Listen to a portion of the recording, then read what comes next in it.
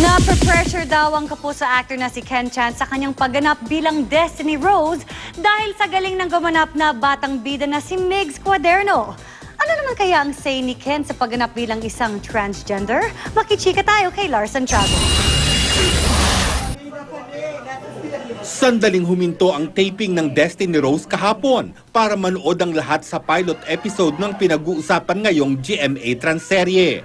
Naroon ang cast sa pangunguna ng bidang si Ken Chan, kasama sina Manilyn Reynes, Jackie Lu Blanco, Fabio Ide at si Direk Don Michael Perez. Kita ang saya nila sa magandang resulta ng pagkabuo sa soap. Sabog na, titular ang phone ko, sabog sa Twitter, sabog sa mga gandang comment. Ang karamihan sa mga nabasa ko, relate sila dun sa storya ng Destiny Rose. Sa pilot episode ay ipinakita ang batang si Joey o Destiny Rose na ginagampanan ng premyadong child star na si Migs Cuaderno. Nape-pressure ako sa bata, napakahusay na bata.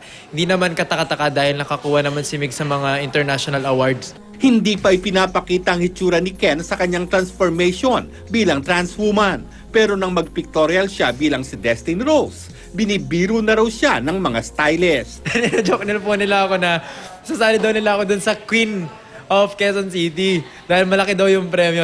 Ang contest kasing ito ay bukas sa lahat ng trans woman at transgender na katulad ni Destiny Rose. Kung titingnan ang mga sumali sa Grand Coronation Night nitong linggo, masasabing sila ang mga Destiny Rose sa tunay na buhay. Sobrang suportado po ako.